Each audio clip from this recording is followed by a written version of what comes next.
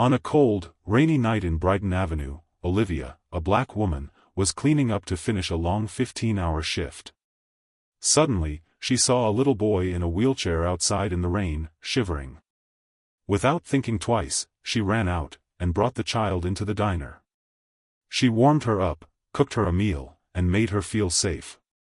What she didn't know was that across the street, a man was watching their every move. He was the boy's father and a billionaire. And Olivia's act of kindness that night would lead her to a future she never imagined. Before we dive deeper into this story, tell me where you're watching from. And don't forget to hit that subscribe button because tomorrow I'll bring you another amazing story. Rain smashes against the windows of Brighton Avenue like fists, relentless and cold.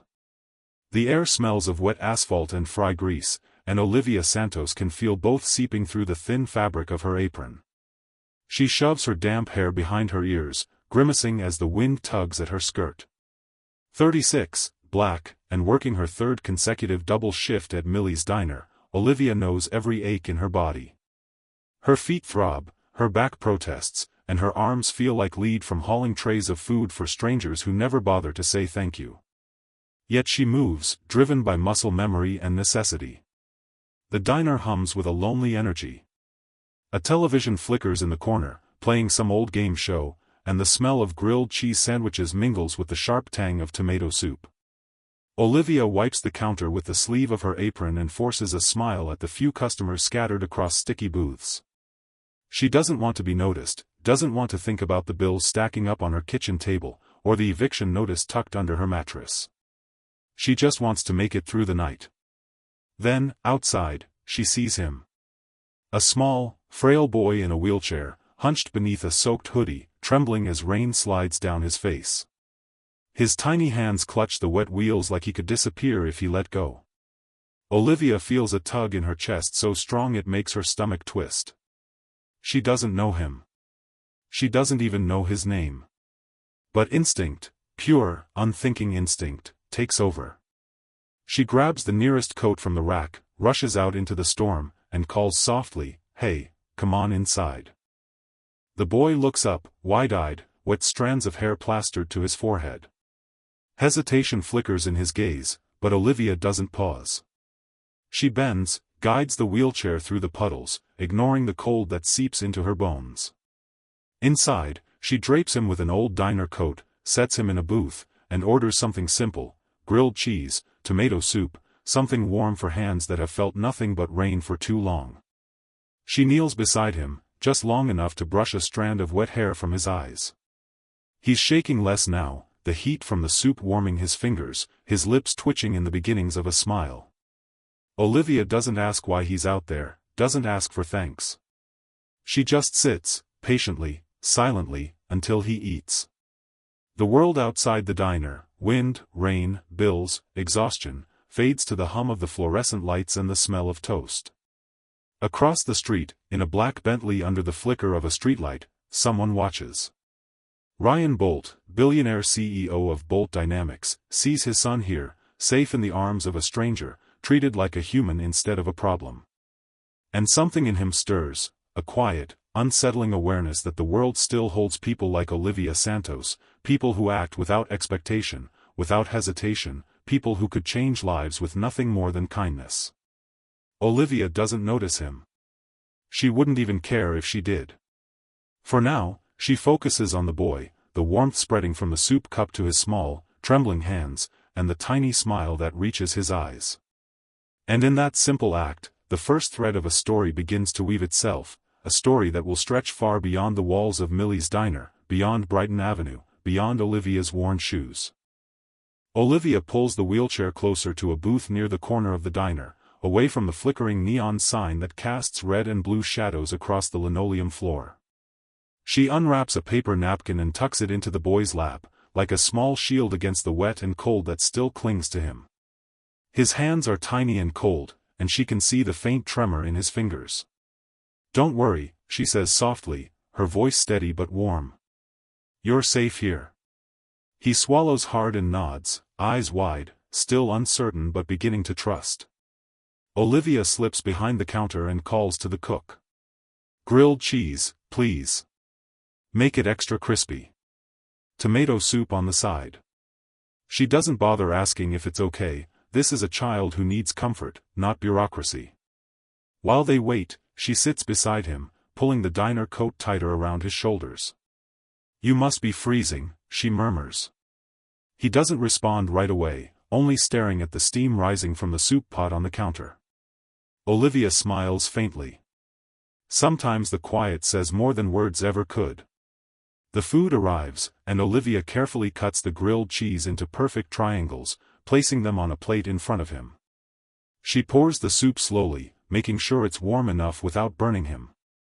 He tentatively lifts the spoon and sips. Then another.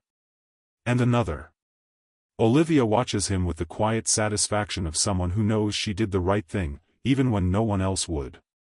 From across the street, beyond the puddles and the bright neon glow, a black Bentley idles under the dim halo of a street lamp. Ryan Bolt watches from inside, his hands gripping the steering wheel. He doesn't move, doesn't speak. He simply observes the scene, the boy's trembling shoulders relaxing, the small smile tugging at his lips, the woman who never asks who he is, what his life is, or what she might gain. There is something almost imperceptible in the set of Ryan's jaw, the narrowing of his eyes. He is a man accustomed to wealth, influence, and control. Yet here is a person outside his world, acting with a kind of integrity that money cannot buy, showing care that is completely selfless. His son, safe and fed, laughing softly at the crunch of toast, Ryan hasn't felt this relieved in years. Inside the diner, Olivia wipes her hands on her apron and leans back slightly, exhaling a breath she didn't know she was holding. Lucas, finally finishing the last spoonful of soup, looks up at her, and she offers a smile that is part reassurance, part gentle pride. There is no fanfare, no reward, no expectation.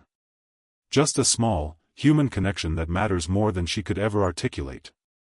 Ryan's car engine remains off, his presence unnoticed. He watches Olivia gather Lucas's coat and check the wheelchair's brakes with careful hands, noticing the ease with which she moves, the confidence beneath her exhaustion. She doesn't see him, and yet every small act, every choice she makes without thought for herself, leaves an imprint far larger than she knows. And as the rain continues to patter on the street outside, Ryan Bolt realizes that she has changed something already, something about the world, something about him, something about the life of his son. It is a quiet revelation, unspoken and unseen, yet it will ripple outward in ways that no one, not even Olivia, can predict. By the time Lucas is settled, warm, and smiling, Olivia glances out the window, unaware of the sleek car that had been there moments before. She doesn't know that a life-altering opportunity is already in motion, set into motion by nothing more than a simple act of kindness, performed in the glow of diner lights on a rainy night. 3 days later, Olivia's phone buzzes against the cracked countertop of her tiny apartment. The ringtone is sharp, intrusive, cutting through the hum of her old refrigerator and the occasional drip of rain from the windowsill. She picks it up with caution, already expecting a telemarketer or a scam. "Hello?" she says, voice wary. "Ms. Santos?" The voice on the other end is calm, measured, and carries a weight she can't quite place. "This is Ryan Bolt." Olivia freezes for a moment, fingers tightening around the phone. Ryan Bolt. The name echoes faintly in her mind, associated with headlines, billion-dollar deals, and a reputation for ruthless efficiency. Not someone who calls people like her, not someone who cares. "I'm calling about your actions at Millie's diner," he continues. "I'd like to meet with you." Olivia sits back, incredulous, a slow frown forming. "I'm sorry, I think you have the wrong number." "No, I don't," Ryan says, voice calm, deliberate. "I saw what you did for my son. I want to offer you an opportunity." Her chest tightens. Opportunity. She's heard that word tossed around by strangers, by politicians, by companies promising the world and delivering nothing. She doesn't know if she can trust it. Pride battles curiosity. She's worked her entire life on her own terms, with her own hands, in a world that constantly reminds her of how little she matters. I don't do charity," she says, finally. "I work for my money." I take care of my life. That's all I need. There is silence on the line for a heartbeat. Then he says, neither do I. I want competence, Ms. Santos. Not flattery. Not compliance. Just truth. I believe you have it. That's why I'm asking you to meet me. Olivia exhales slowly, her skepticism still coiling tightly in her chest. The world she knows is small, her apartment, the diner, the streets of Brighton Avenue. And now a voice from a world of glass towers and billions of dollars is asking her to step inside it. It feels alien, intimidating, and maybe, impossible. Still, there is curiosity, stubborn and insistent. She thinks of Lucas, safe and warm that rainy night, and of the quiet ripple her small choices made. Perhaps, just perhaps, there is a world where that ripple could matter even more. Fine, she says, the word cautious, almost reluctant. I'll meet you. Good, he replies. Tomorrow morning, my office. Baltimore Center, 24th floor. No formalities, no pretenses. Just show up. Olivia hangs up and stares at the cracked paint on the wall. Her heart races, a mix of fear, pride, and unspoken hope. She knows stepping into that world could change everything, and that she will have to bring every ounce of her integrity and strength to survive it. She tightens her fists, swallowing a mix of doubt and determination. Whatever comes next, she will face it on her terms. And so, the next morning, she does. The elevator hums and glides upward, and Olivia grips the strap of her bag as though it could anchor her to the world she knows.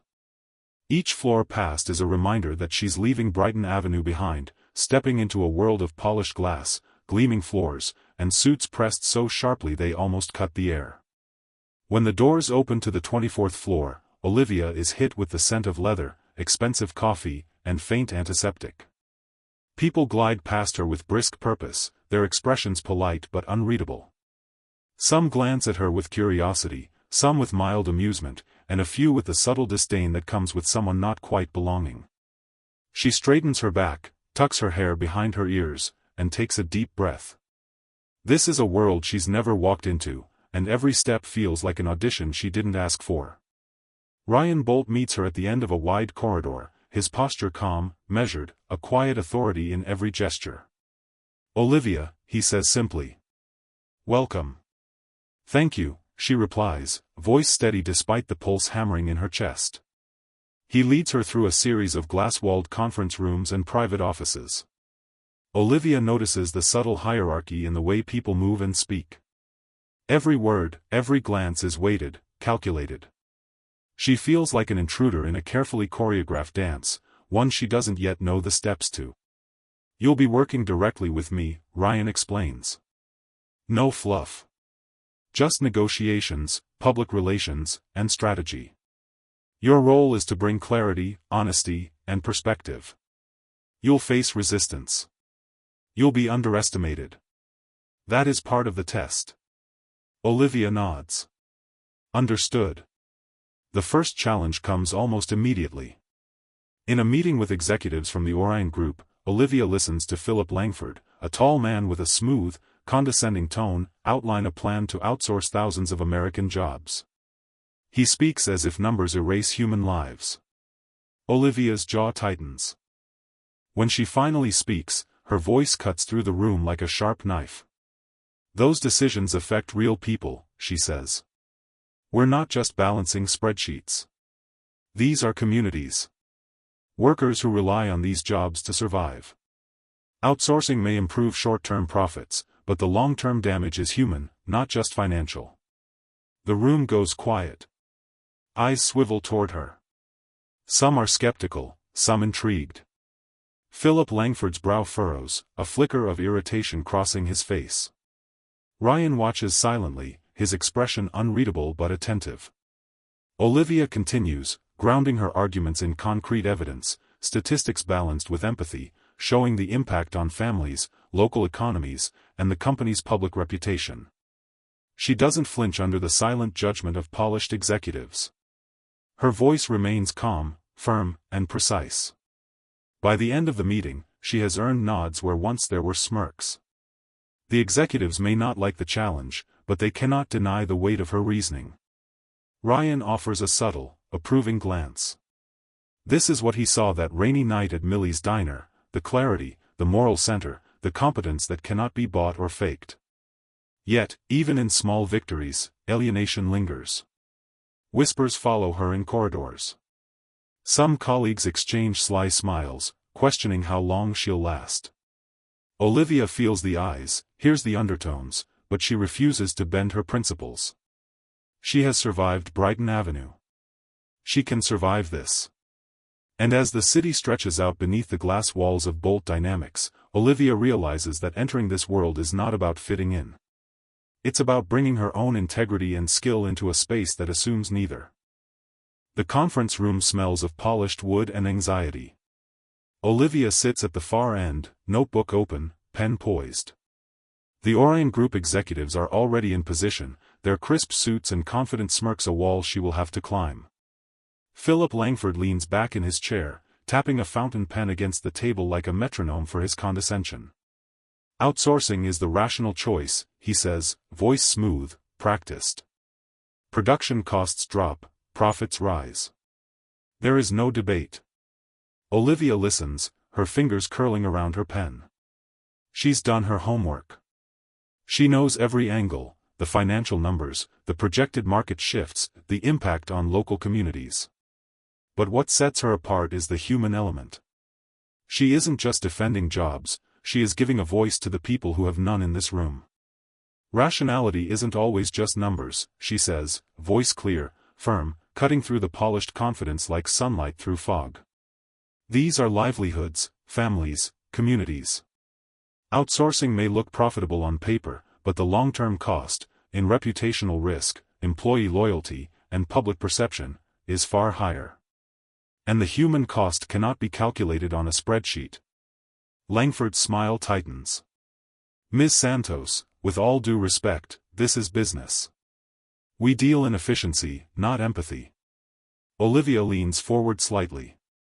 Efficiency that ignores ethics is fragile. A company that sacrifices its people for short-term gain will eventually lose more than it earns. These workers, their families, their towns, they are part of the ecosystem that keeps business sustainable. To ignore that is to gamble with your own success. A silence hangs in the air. Eyes swivel toward her, some skeptical, some reconsidering. Olivia doesn't falter. She presents charts, graphs, and projections, blending data with impact. Every word is deliberate, every argument structured, every rebuttal ready. She answers questions with precision, anticipating objections, never yielding ground for convenience or fear. By the meeting's end, Langford exhales through clenched teeth. He doesn't smile. He doesn't congratulate her. But he cannot dismiss her. The board nods quietly, some impressed despite themselves. Ryan, sitting back in his chair, allows a small smile to appear, almost imperceptible. This is the woman he saw in Millie's diner, calm under pressure, capable beyond expectations, and unafraid to act with integrity. Even amidst the triumph, subtle tension lingers. Whispers follow her down the corridors, questioning whether she belongs, whether she can survive the scrutiny, whether she will bend under the weight of corporate politics. Olivia hears them, of course. She doesn't ignore them, but she doesn't fear them either. Every glance, every murmur, only sharpens her resolve. She has survived worse storms. She will navigate this world on her own terms, proving her worth not by conformity, but by competence, clarity, and unwavering honesty. As she steps out of the conference room, the sunlight glinting off the skyscraper windows, Olivia realizes something essential: she belongs not because the world welcomed her, but because she refused to let it define her. The first test is over. She passed. And the story, her story, is only beginning. The elevator doors close behind Olivia, leaving her alone with the hum of fluorescent lights and the faint scent of polished metal. She exhales slowly, trying to shake the tension from the negotiation, but the unease lingers. In the hallway, whispers brush against her ears like shadows, subtle, almost imperceptible. Some are curiosity, some thinly veiled doubt. A glance from a fellow executive carries skepticism, a smile that doesn't reach their eyes. Olivia feels it, but she refuses to let it shake her. Back at her office, she arranges her notes and messages, but even the familiar feels foreign. Corporate etiquette, unspoken hierarchies, subtle biases, all the invisible forces she must navigate, press against her like walls closing in. She's an outsider, a black woman in a space designed for privilege and conformity. It would be easy to fold, to let herself shrink. She considers it briefly, the idea of fading into the background, invisible and unchallenged. Then she thinks of Lucas, safe and smiling in that diner booth, and her resolve stiffens. She will not shrink. Small tests keep arriving, each a reminder that competence alone is never enough. An executive questions her wording in a report, implying a lack of sophistication. A board member dismisses a suggestion as charming, but naive. Olivia listens, takes notes, responds with quiet clarity. She does not argue for validation. She lets her work speak. Even Ryan notices the tension but does not intervene. He believes in her ability to navigate these subtle conflicts herself. She is learning that skill, persistence without surrender, clarity without defensiveness, dignity in the face of skepticism, is as valuable as any spreadsheet or projection. During a team meeting, a gatekeeper tries to redirect her proposal to a less visible role, suggesting her ideas are better suited for junior staff. Olivia meets their gaze calmly. "I believe my proposal addresses the core problem," she says. "I am not suggesting anything beyond my expertise. I am asking for it to be considered on its merits." The room goes quiet. There is no applause, no immediate agreement, just the recognition that she will not be ignored. Even in these small victories, alienation persists. She notices nods exchanged behind her back, hushed conversations when she passes. The office is a minefield of microaggressions and polite undermining. Yet with each encounter, Olivia grows more attuned, more strategic, more confident in asserting herself without compromising her values. She is learning the rhythm of this world, how to bend without breaking, how to push without anger, and how to claim space without apology.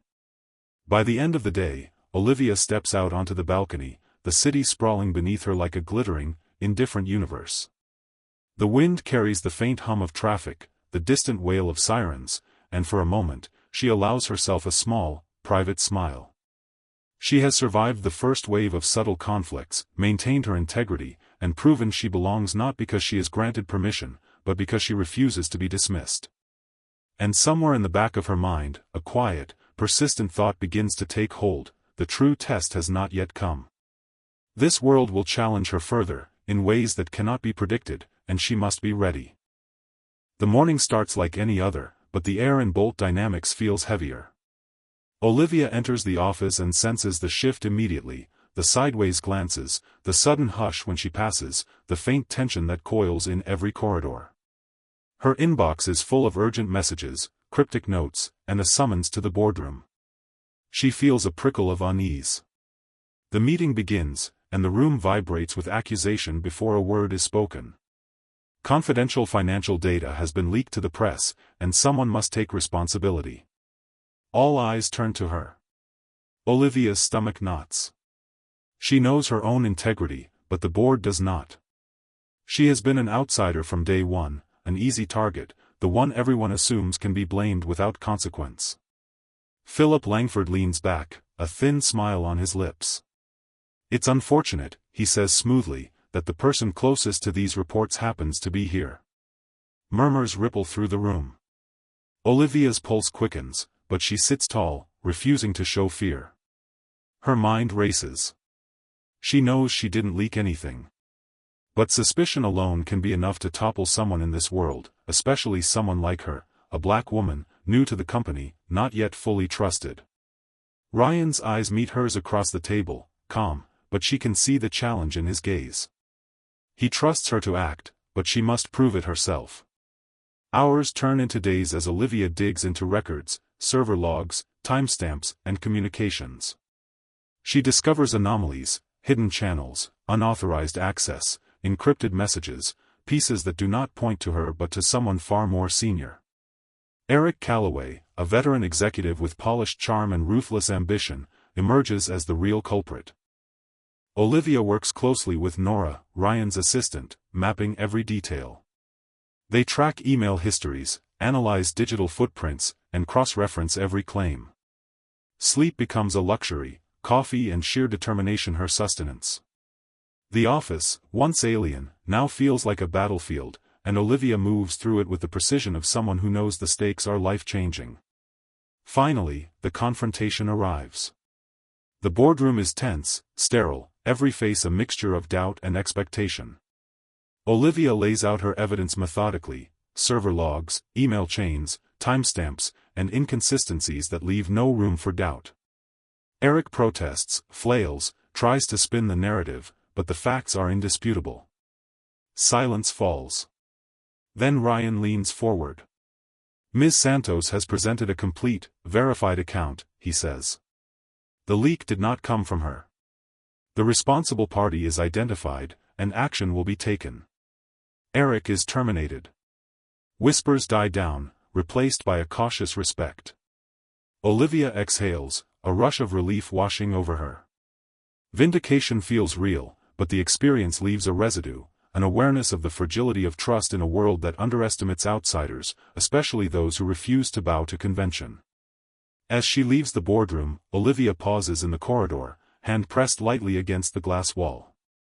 She looks out at the city sprawling below, remembering the rain, the diner, the boy she once helped without expectation. That simple act of kindness now feels connected to every decision, every test, every battle she has fought to prove her worth. She survived the storm of corporate betrayal, and in doing so, she has claimed her place. The boardroom hums quietly, an unusual calm replacing the tension that had gripped it for days. Olivia sits at the head of the table, not because she was invited to preside, but because she has earned the attention and respect that mere presence cannot command. Ryan leans back in his chair, his expression unreadable but his eyes fixed on her with quiet approval. One by one, the board members review the evidence she has presented. Her meticulous records, precise timelines, and irrefutable digital traces leave no room for doubt. The atmosphere shifts, a subtle but undeniable acknowledgement that Olivia's voice carries weight here, weight born of competence, clarity, and unwavering integrity. Philip Langford shifts in his seat, the sharp lines of his mouth softening slightly. He doesn't smile, but the acknowledgement is there. He cannot deny what she has accomplished. Eric Calloway, once smooth and confident, now sits slumped, stripped of pretense. The truth has been exposed, and there is no escape. Ms. Santos, Ryan says finally, voice calm but firm, you have demonstrated exceptional judgment, diligence, and moral clarity. You've not only defended yourself but safeguarded the company's integrity. For that, you have my gratitude and full support. Olivia exhales, a mixture of relief and quiet triumph flooding through her. She doesn't gloat, there is no need. The vindication is complete, but more importantly, it is earned. Every moment of doubt, every whisper, every sideways glance she endured has been justified by her actions. As she leaves the boardroom, colleagues no longer exchange dismissive glances. Some offer cautious smiles, nods of respect, small gestures that signal recognition without fanfare. Olivia walks the corridors with her shoulders squared, her presence no longer questioned. She has claimed her place, not by fitting in, but by standing firm, proving that competence and integrity can speak louder than bias and assumption. Later, in her quiet office, Olivia takes a moment to reflect. The crisis has passed, the betrayal exposed, and the lesson is clear: standing firm in the face of injustice is never easy, but it is always worth it. She thinks of Lucas, the boy in the rain, the simple act of kindness that started this journey. That moment, small and unassuming, set the trajectory for everything that has followed. And somewhere, in the rhythm of the city outside her window, Olivia feels the faint beginnings of something new, an awareness that her impact can extend far beyond the walls of this company, far beyond the victories she has claimed. The storm has cleared, and she is ready for what comes next. Months pass, and Olivia settles into her role with a quiet confidence that had been tested and proven.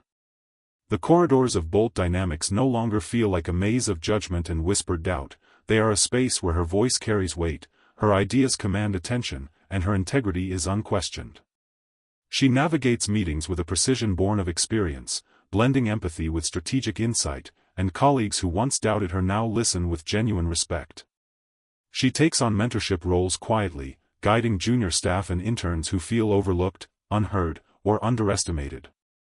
Olivia recognizes herself in them, the outsider, the one who must fight for space, and she offers guidance with patience and clarity, ensuring they feel seen without sacrificing their individuality.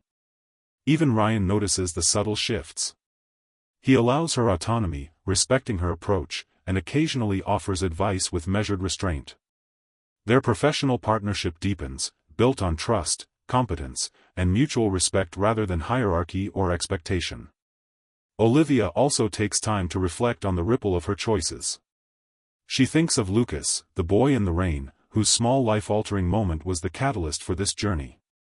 She begins to envision ways to extend her influence beyond the corporate walls, imagining programs, foundations, or initiatives that could provide real opportunity for those who start with less.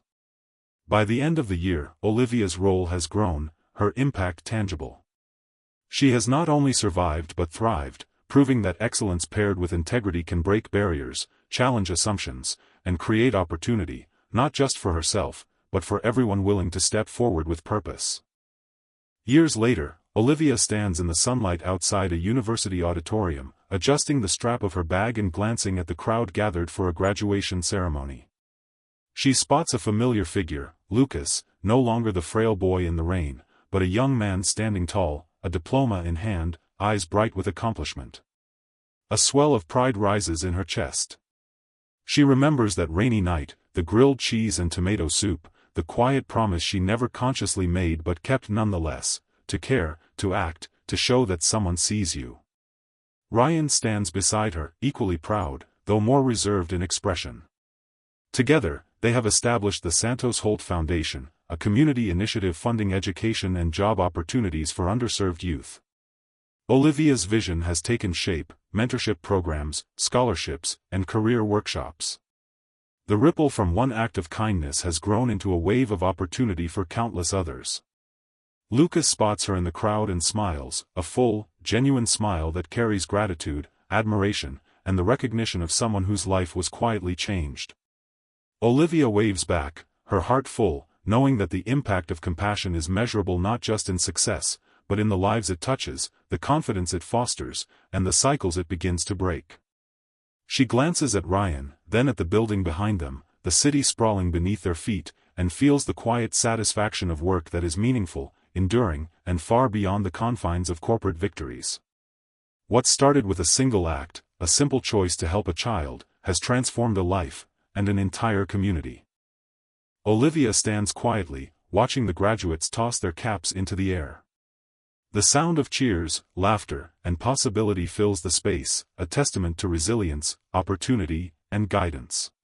She thinks back to the diner, the rain, and the boy who trusted her without question.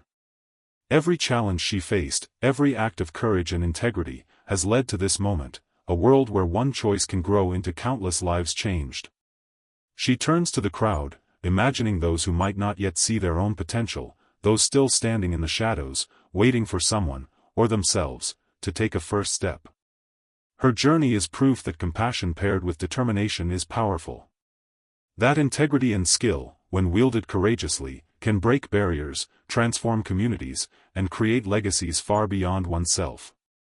And so, she carries forward a quiet message: act with kindness, stand firm in your truth, and trust that your efforts, no matter how small they seem, can ripple outward, touching lives in ways you cannot yet imagine. The world changes one choice at a time. Take that step. Be the ripple. Join us to share meaningful stories by hitting the like and subscribe buttons. Don't forget to turn on the notification bell to start your day with profound lessons and heartfelt empathy.